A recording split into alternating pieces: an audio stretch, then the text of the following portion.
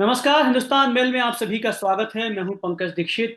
BJP संगठन, BJP कार्यकारिणी का एक नया फॉर्मूला तय हो गया है। अब जो नेता हैं, जिन जो सांसद हैं, विधायक हैं, दूसरे बड़े पदों पर काबिज लोग हैं, अब एक नेता एक पद जो है वो तय हो गया है। यानी कि किसी एक पद पर परिवार का एक ही व्यक्ति रहेगा। अब आप बेटे, बेटी या बहू, वो आप उस पर काबिज नहीं करवा सकते, उस पर आप नियुक्त नहीं करवा सकते। ये अपने आप में एक बड़ा फैसला है बीजेपी बीजेपी संगठन का। क्योंकि जो बड़े नेता होते हैं उनकी अपनी जनरेशन होती है जो लगातार इन्वॉल्व हो जाती है राजनीति में। और वो भी सोचती है, उसकी भी मंशा होती है कि वो भी राजनीति में आए। ऐसे में बहुत सारे सवाल उठते हैं कि क्या ये जो फैसला है, ये जो फॉर्मूला है, ये इस पर अमल हो सकता है 100%? और होगा तो क्या इसका कोई अंतर विरोध भी होगा? और पहले भी चूंकि इनके फॉर्मूले आते रहे हैं भाजपा के, लेकिन बहुत 100% जो है वो लागू नहीं हो पाए हैं। इस फॉर्मूले का क्या होगा, कैसे होगा, इस पर बातचीत करने के लिए हमारे साथ में मौजूद है भाजपा के प्रवक्ता आशीष तिवारी जी। आशीष जी, बहुत स्वागत करते हैं हम आपका। नमस्कार। हमारे साथ में मौजूद है कांग्रेस प्रवक्ता सीताचरण सूर्यवंशी जी। सीताचरण जी, आपका भी बहुत स्वागत करते हैं। और हमारे साथ में मौजूद जी है जी, वेलकम। तरुण दीक्षित जी, मौजूद है हमारे बीच में, जो राजनीतिक विश्लेषक भी हैं, एडवोकेट भी हैं। तरुण जी, आपका भी बहुत स्वागत करते हैं। सबसे पहले आशीष जी, चूंकि भाजपा कार्यकारिणी का अपना एक ये पैगाम है, ये संदेश है, ये फैसला है, ये कैसे लागू होगा? क्योंकि इसके बीच में ही कुछ बातें भी सामने आई हैं कि एक नेताजी का जो है एक पत्र भी आ गया खंडेलवाल जी के पास में। पहले वो चाहते थे कि अपने परिवार को शामिल करें, लेकिन बाद में वो संभव नहीं हो पाया। कैसे संभव होगा, इसका ये फॉर्मूला क्या है और ये कैसे एग्जीक्यूट होगा, आशीष? देखिए, भारतीय जनता पार्टी एक लंबे समय से आपने देखा होगा कि संगठन रचना उसकी मजबूत रही है। और भारतीय जनता पार्टी संगठन की रचना के आधार पे ही आगे बढ़ी। आज दो से लेके हम इस देश के विभिन्न राज्यों में सरकार में हैं, हम केंद्र में सरकार में हैं, हमें मध्य प्रदेश के अंदर लंबे समय से सरकार में हैं। तो जी। ये सब जो कारण बने, उसका मूल कारण था हमारे संगठन की रचना, हमारे संगठन में कार्यकर्ताओं का समर्पण, उन कार्यकर्ताओं के अंदर यह भाव कि हम संगठन के लिए काम कर रहे हैं, हम सरकार के लिए काम नहीं कर रहे, हम सत्ता के लिए काम नहीं कर रहे। और संगठन को मजबूत करने का प्रयास उन्होंने किया। जी। अब आप देखें कि संगठन के अंदर भी हमारी रचना है। हम बूथ स्तर से अपनी चुनाव की प्रक्रिया को प्रारंभ करते हैं। सबसे पहले हमारा बूथ अध्यक्ष चुना जाता है। बूथ अध्यक्ष के बाद में हम बूथों के अध्यक्ष के बाद में हम नगर का अध्यक्ष चुनते हैं, मंडलों का अध्यक्ष चुनते हैं। और मंडल के बाद में हम जिले का अध्यक्ष चुनते हैं। जिले के अध्यक्ष के बाद हम प्रदेश अध्यक्ष तक पहुंचते हैं। आपने इस पूरी प्रक्रिया को एक देखा, और इस प्रक्रिया को हमने संगठन पर्व के रूप में मनाया। और जी। संगठन पर्व के साथ ही हमारी ये प्रक्रिया लगातार निरंतर आगे बढ़ी मध्य प्रदेश के अंदर। और देश के अन्य राज्यों में भी जब हम संगठन के चुनाव करते हैं तो उसे पर्व के रूप में मनाते हैं। हम उस पर चुनाव प्रक्रिया नाम ही नहीं देते। तो जब पर्व होता है तो पर्व में स्वाभाविक है कि हर कार्यकर्ता के मन में उत्साह होता है जी। और उमंगता होती है। उसे भी लगता है कि इस पर्व की हम भी हिस्सा बने। जी। और हिस्से हर एक हिस्सा महत्वपूर्ण होता है संगठन की रचना में। भारतीय जनता पार्टी का परिवार भी बड़ा बड़ा हो गया है। एक समय हुआ करता था हमारे कार्यकर्ता कम होते थे, और स्वाभाविक है जब कम होते थे तो वही हमारे कई बार विधायक ही हमारे जिलाध्यक्ष हो जाते थे, कई बार हमारे सांसद भी जिलाध्यक्ष रहे, जी। संगठन की रचना में रहे। परंतु भारतीय जनता पार्टी ने समय समय पर अपने संगठन की रचना में भी परिवर्तन किया। और हम ये कह सकते हैं कि वक्त के साथ जी। हमने अपने आप को बदला है, काम करने के तौर तरीकों को भी बदला है, हम आगे बढ़े। आज हम डिजिटल और है, डिजिटल सदस्यता कराते हैं। हम लगातार संगठन की रचना में भी आगे बढ़े। तो एक समय हुआ करता था जब हमारी जिला स्तर पर भी कार्यकारिणियां हुआ करती थी और केवल मंडल तक होती थी। आज हम बूथ तक पहुंच गए। तो ये हमारा परिवर्तन का दौर था। और परिवर्तन करते करते आज संगठन इतना विशाल हो गया कि हम विश्व की सर्वाधिक सदस्यों वाले संगठन बन गए, और हमारी पार्टी विश्व के सबसे अधिक सदस्यों वाली पार्टी बन गई। तो अब संगठन के अंदर हर कार्यकर्ता के लिए काम और हर काम के लिए कार्यकर्ता, जी। ये दो बातें संगठन में हमारे लिए महत्वपूर्ण होती हैं।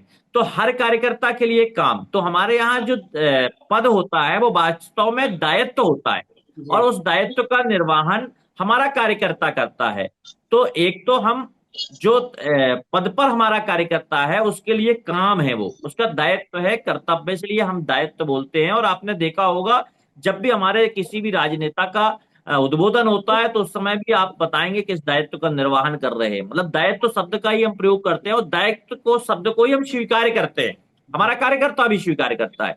तो हर कार्यकर्ता के लिए काम और हर काम के लिए कार्यकर्ता। तो हमने जो संगठन की रचना की उस रचना में ये प्रयास किया कि हमारा कोई भी कार्यकर्ता खाली ना रहे, उसके पास काम रहे। तो हमने उसको काम देने के लिए दायित्व तय किए।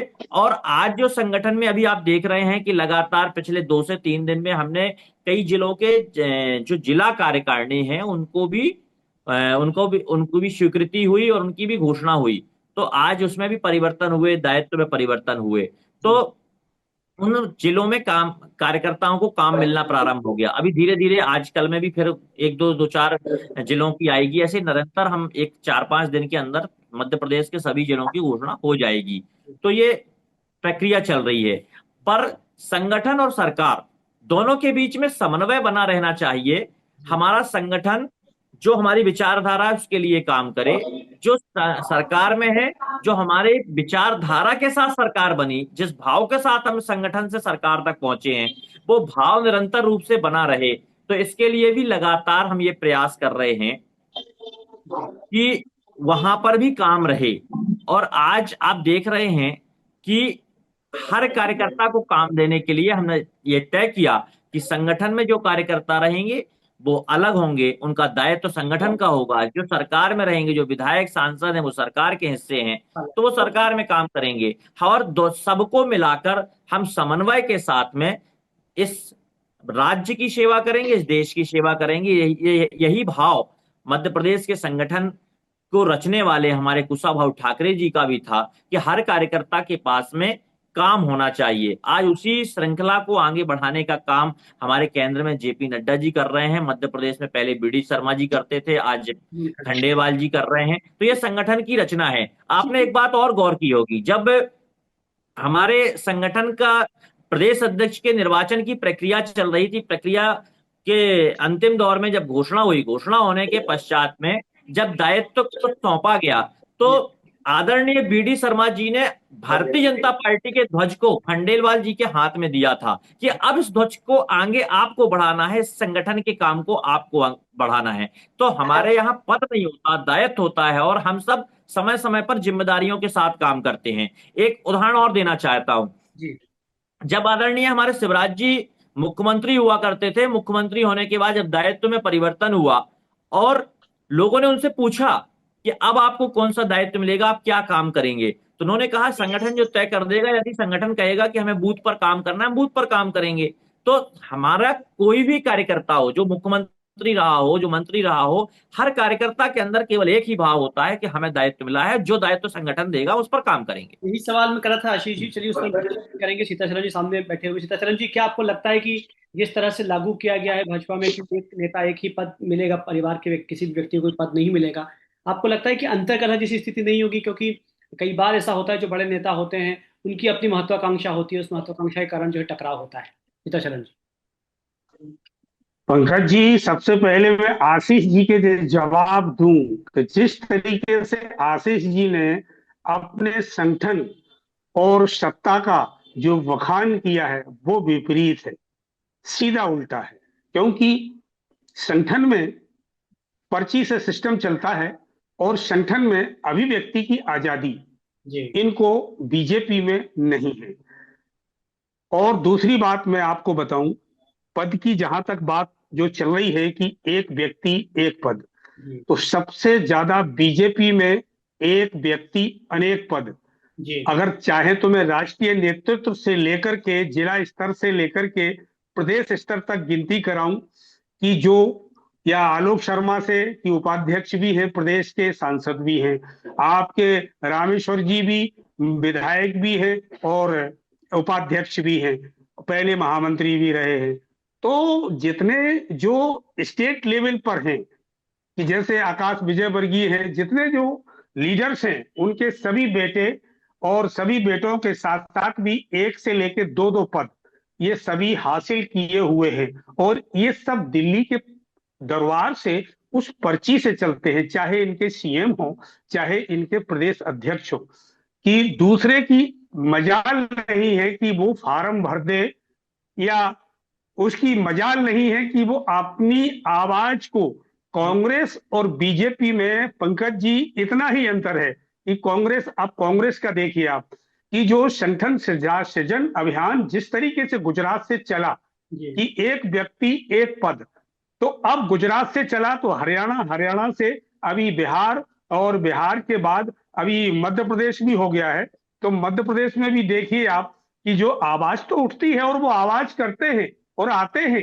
तो ये अभिव्यक्ति की आजादी है, और कांग्रेस एक विचार है, और विचार के साथ साथ, क्योंकि इनका जो संगठन है ये प्रशिक्षण भी दे देते हैं, लेकिन ये वो सीख नहीं सिखला पाते हैं कि हम एक जनता में एक बहुत बेहतर मैसेज दें कि हमें लैंग्वेज का जो वातावरण है, जो आज के दौर में है, राष्ट्रीय लेवल से लेकर, पंकज जी, कि जैसे उदाहरण के तौर पर जो इनके राष्ट्रीय प्रवक्ता हैं प्रेम शुक्ला जी, वो हमारे राष्ट्रीय अध्यक्ष सुरेंद्र राजपूत जी को भी मां की गाली देते हैं। तो ये मैं इसलिए रिपीट कर रहा हूं कि इनके संगठन में जी जी जो आवाज है, जो पंकज जी, जो ये बात है कि इस बात को दूसरा व्यक्ति के, जैसे विजय साय जी को तत्काल इनको कार्रवाई करके, जैसे 10 लोग हैं ये निकाल देंगे, तो क्या इनका संगठन कमजोर होगा? अब इनका मजबूती के साथ साथ जी ना होते हुए इनका संगठन और कमजोर हो गया है।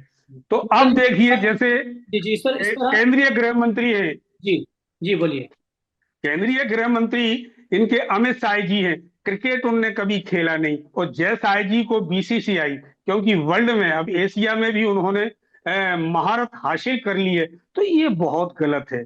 तो जिस तरीके से बीजेपी और कांग्रेस में यही अंतर है कि अभी जो अनुराग जैन जी और सीएम साहब में खटपट चल रही थी, तो सीएम साहब तो नहीं चाहते थे, भाई जो सिस्टम है, भाई आपको लिखकर देना चाहिए, आप क्यों डर रहे हैं उस अफसर से, उस आईएएस से, कि 6 महीने का एक्सटेंशन होता है, वो 1 साल का करा के लाए हैं। तो यहाँ बीजेपी का जो संगठन है, उस संगठन में आवाज नहीं निकलती है, और वो संगठनात्मक जो ढांचा है, जो गलतियां ये करते हैं, वो कर रहे हैं, उन पर ये उस संगठन में अंकुश कब लगाएंगे, पंकज जी? ये आशीष जी से पूछ लीजिए आप। दत्तात्रेय जी, आपने जो बात कही है और आप जो कह रहे हैं कि आवाज नहीं निकलती है, दो चीजें हैं कि क्या जी, वहां पर अनुशासन है और क्या कांग्रेस में जो है वो उच्छृंखलता है। क्योंकि जैसा आपने सृजन अभियान जब शुरू किया था, आपके यहाँ पर अपॉइंटमेंट हुए, तो खूब सारे प्रदर्शन हुए, खूब सारे नारेबाजी हुई, पुतले भी जलाए गए, ये हमने सबने देखा। बिल्कुल, सवाल सवाल ये उठता है कि बिल्कुल। आप कह रहे हैं कि वो जो है अभिव्यक्ति की आजादी के तहत है, कि यदि आपको लगता है तो उसका विरोध करना चाहिए। एनीवे, हम आपसे बातचीत करते हैं। आशीष जी, आपके पास ही पहुंचूंगा। तरुण जी साथ में। तरुण जी, अनुज जी, क्या लगता है अनुज जी आपको कि अ, अ, एक विश्लेषक के तौर पर जो भाजपा में तय हुआ है फॉर्मूला, एक नेता एक पद, आपको लगता है कि इस पर अमल संभव है, और इसके अमल के बाद में जो बड़े नेता हैं उनके अंदर किसी तरह का कोई आक्रोश नहीं पनपेगा? देखिए, अमल होना कितना संभव रहेगा ये तो निश्चित रूप से पंकज जी वक्त बताएगा, लेकिन एक अच्छी पहल हम कहेंगे, एक अच्छी शुरुआत है। क्योंकि एक व्यक्ति के पास मल्टीपल अगर पद भी होते हैं, ऐसे में कई बार व्यक्ति भी खुद अपने समय को उस हिसाब से मजबूती के साथ में डिवाइड नहीं कर पाते हैं, व्यवस्थित ध्यान नहीं दे पाते हैं, कई सारी त्रुटियां हो जाती हैं। और ऐसे कई बार हमने पूर्व में भी देखा है लेकिन यही है कि अगर जब एक व्यक्ति एक पद जैसी कोई बात है, या फिर आने वाले समय में अगर कोई ऑलरेडी बीजेपी में एग्जिस्टिंग लीडर है, बड़े पद पर है, तो उनके आने वाले जो परिवार के सदस्य हैं, उनको पद ना देने जैसी कोई बातें जो हम आए दिन सुनते हैं, देखते हैं। निश्चित रूप से एक कम से कम एक अच्छी पहल की हम शुरुआत देखते हैं। जी हमने ये पहल किसी और पार्टी के अंदर नहीं देखी है, हमने इस तरीके की शुरुआत, क्योंकि देखिए जनता को जोड़ने का मतलब यही है कि नए लोगों का स्वागत किसी भी दल में किया जाए, उनके विचारों का समर्थन किया जाए, उनकी सोच को भी रखने का अवसर प्रदान हो। और वे तभी संभव है जब बड़े नेताओं के द्वारा, पुराने संगठन के नेताओं के द्वारा त्याग किया जाएगा। निश्चित रूप से ये त्याग आने वाले समय में पार्टी को, कोई भी पार्टी हो जो इस तरह की विचारों को इम्प्लीमेंट करने में सक्षम है, वो निश्चित रूप से उसको लाभ की तरफ मैं देखता हूँ। जी पंकज जी। ये अच्छी अच्छी बात आप कह रहे हैं। आशीष जी, जो तनुज जी ने भी कहा है कि ये अच्छी पहल है, लेकिन आपको जवाब देना चाह रहे थे सीतासरन जी का, कुछ सवाल उठाए थे सीतासरन जी ने कि जो हमारे यहाँ पर अभिव्यक्ति की बिल्कुल आजादी है, बिल्कुल, मैं जवाब भाजपा देना में चाह रहा अभिव्यक्ति था। की आजादी नहीं हमारे है, वहाँ सब चले कांग्रेस गए। के साथी जिस प्रकार से बात कर रहे थे, जी तो मैं उन्हें भी याद दिला देना चाहता हूँ कि कमलनाथ जी उस समय पर मुख्यमंत्री भी थे और कांग्रेस के प्रदेश अध्यक्ष भी थे, एक साथ दो पदों पर थे। तो ये परंपरा आपके यहाँ रही है और है। हमारे यहाँ प्रयास किया जाता था प्रारंभ से ही कि हमारे पास एक व्यक्ति के पास एक ही काम रहे, परंतु ऐसे भी कई उदाहरण हैं। यदि कोई हमारा कार्यकर्ता क्षमतावान था, लगता था कि वो दो जगह काम कर सकता है, तो उसको उस हिसाब से काम दिया भी गया। मैंने आपको पहले बोला कि हमारे यहाँ पर हर काम के लिए व्यक्ति और हर व्यक्ति के लिए काम, इस फार्मूले पे हम काम करते हैं। साथ ही साथ एक बात और मैं बता देना चाहता हूं। अभी आदरणीय हमारे कांग्रेस के साथी कह रहे थे कि हमारे आलोक शर्मा जी और रामेश्वर शर्मा जी का भी उदाहरण दिया। मैं बताना चाहता हूं, जब आलोक शर्मा जी प्रदेश के उपाध्यक्ष थे, उस समय वो ना विधायक थे ना सांसद थे, ना उस समय कोई भी दायित्व नहीं था। परंतु जब संगठन में दायित्व मिला, उसके बाद जब चुनाव आए, हमने चुनाव लड़ाया, वो चुनाव जीते। तो समय के साथ साथ परिवर्तन होता है। और जब चीजें मिलती हैं, जैसे आने वाले समय में मैं आपको बताने वाला हूं कि अभी चुनाव नहीं है, तो अब आज हम दायित्व देंगे, अगर चुनाव के समय में लगेगा कि कोई कार्यकर्ता हमारा संगठन में है, इसको चुनाव लड़ाना चाहिए, हम चुनाव लड़ाएंगे। तो हर काम के लिए व्यक्ति और हर काम के लिए व्यक्ति और व्यक्ति के लिए काम, इस पे हम काम करने वाले लोग हैं। हम विचारधारा के लिए काम करने वाले लोग हैं। फिर जब कांग्रेस जब इस पर्दे को उठाने का प्रयास करें, तो हम कांग्रेस के ऐसे कई नाम गिनाए जा सकते हैं। फिर परिवारवाद की बात करें तो फिर राहुल गांधी जी, सोनिया गांधी जी, प्रियंका जी, एक साथ एक ही परिवार के तीन तीन लोग सदन के अंदर हैं। तो क्या तीन अन्य अन्य दो कार्यकर्ताओं को मौका नहीं मिल सकता था कांग्रेस के अंदर? पर आज आप देखें कि कांग्रेस और भाजपा में ये सबसे बड़ा अंतर है। आज परिवार का यदि कोई कार्यकर्ता है, तो यदि कोई व्यक्ति हो सकता है कि वो विधायक या सांसद हो, परंतु उसके परिवार का कोई कार्यकर्ता पदाधिकारी संगठन में हो सकता है, क्योंकि संगठन में हर एक व्यक्ति का अपना काम है और वो उस काम के हिसाब से उसे दायित्व दिया जाता है। एक एक सवाल उठाया सीतासरन जी ने, वो सवाल जो है वो अंडरलाइन होना चाहिए कि उन्होंने कहा कि कांग्रेस में जो हंगामा होता है, विरोध होता है, वो अभिव्यक्ति की आजादी का परिणाम है, लेकिन भाजपा में अभिव्यक्ति की आजादी नहीं है, वहां पर किसी को बोलने का हक नहीं है। देखिए, एक एक बात बहुत अच्छी उठा दी उन्होंने, खुद अपने ये कहना चाहिए कि स्वयं अपने संगठन के चरित्र को सामने ला दिया। आप ये बताइए, भारतीय जनता पार्टी में भी टिकटों का वितरण हो रहा था जब चुनाव का समय था, पर कोई पुतला दहन नहीं, कोई बातचीत नहीं। लोग इस बात को समझ रहे थे, यदि किसी को अपनी बात रखनी थी तो वो उचित मंच पे बात रखता था। हमारे यहाँ उस बात को सुनने के लिए भी पदाधिकारी है। यदि किसी की पीड़ा है किसी कार्यकर्ता की, तो उसे भी सुनने का और सुनाने का, दोनों का अधिकार प्राप्त है।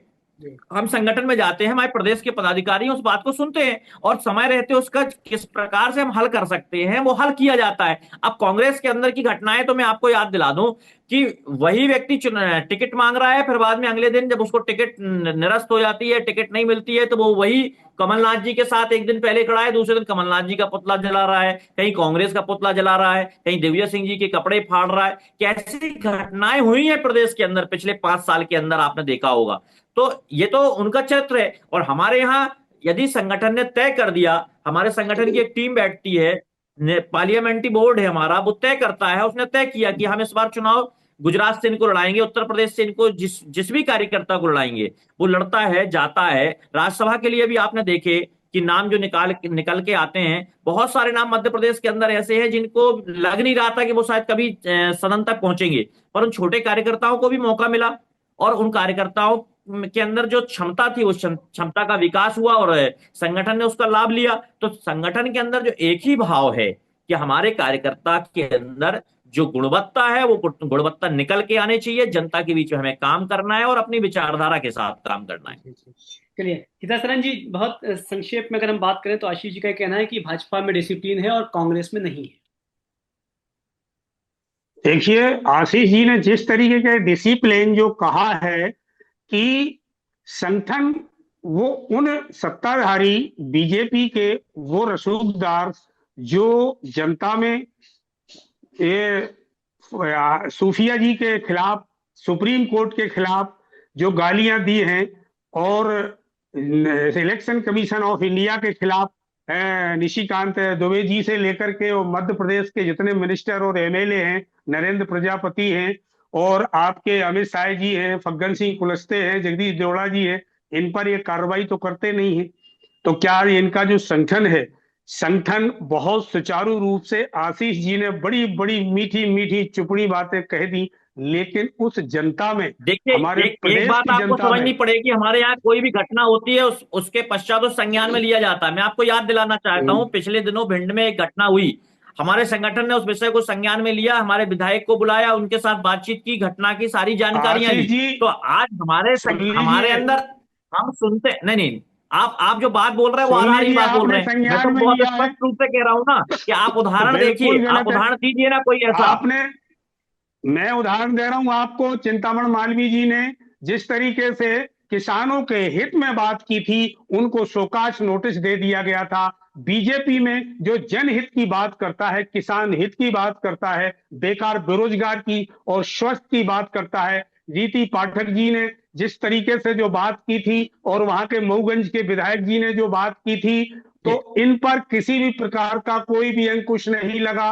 अभी आपके डॉक्टर राजेश मिश्रा जी ने जिस तरीके से जो शब्द सांसद महोदय जी ने बोले हैं, राकेश सिंह चौधरी जी ने बोले हैं लीला साहू के खिलाफ, क्या इन पर कोई कार्रवाई हुई? उन्हें शोकाज नोटिस दिया? समय आप तो समय उदाहरण की बात करें, अरे कम से कम 100 उदाहरण दे दूं आशीष जी, जिस समय तरीके की से आपके संगठन आप ने उदाहरण अभी कहाँ तक, देंगे? सरन आप जी, तो राहुल जी की ऐसी भाषा का प्रयोग कर रहे हैं। अरे आज अभी बिहार के अंदर सुधे, की बात कर ले, बिहार के अंदर किस अभी प्रकार की भाषा का प्रयोग किया उन्होंने। एक एक बिल्कुल गलत है एक ये प्रधानमंत्री की मां जो स्वर्गीय आशीष जी, स्वर्ग ये जिसका जाना हो गया, 100% उस गलत पुण्य है। आत्मा के लिए भी ऐसे शब्दों आप का प्रयोग आशीष राहुल जी, गांधी जी आप ने किया। सुधे, तो क्योंकि आप समय जहां शब्दों की बात करेंगे, नहीं नहीं यदि आशीष जी, कार्यकर्ता आप यदि पंकज जी, मर्यादा भंग ये करेंगे, स्वाभाविक है प्रतिक्रिया व्यक्त होती है कई बार, ये मैं इस बात को ये अस्वीकार नहीं शगुफा है। करता। आप परंतु आशीष मैं जी ये सुन एक बात लीजिए, हमेशा अब कहता बिहार हूं की कि बात, प्रवक्ताओं को अपनी भाषा पे अब संयमित होना सुनना तो चाहिए। है नहीं मैं भी आपको, आपके साथ बात कर अब रहा हूं, आपको मैं भी सुनना है आपके साथ नहीं, बात कर रहा हूं तो सच्चाई संयमित को, होकर बात कर रहा हूं। आशीष जी, अब चूंकि आप समय उदाहरण कम के सच्चाई है, को साथ बात मैं सुनते आपको करिए। रहिए। प्रश्न करूंगा। समय चूंकि कम है आशीष जी और सीता सरन जी, चूंकि समय कम है एक्चुअली,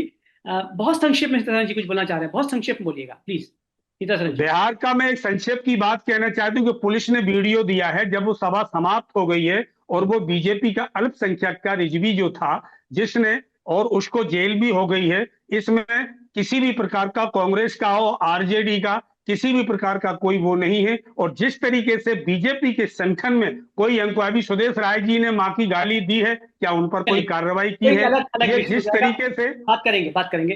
तनुज जी, बहुत संक्षेप में जी, जानना चाहूंगा, आपको लगता है कि जो आरोप सीता सरन जी ने कहा है कि भाजपा में जो है वो आवाज को दबा दिया जाता है, यदि कोई नेता कोई बात भी करता है, उन्होंने चिंतामण मालवीय जी का भी जिक्र किया कि जब कोई व्यक्ति आवाज उठाता है तो उस पर जो है, उस पर उसे पत्र दे दिया जाता है, उसका विरोध किया जाता है या उसे साइडलाइन कर दिया जाता है, सहमत हैं आप? नहीं, नहीं, मुझे ये लगता है कि इस तरीके से चीजें, ये देखिए, कंसिडरेशन इनका हो सकता है, लेकिन पार्टी का एक अपनी विचार है, अपना एक विजन है।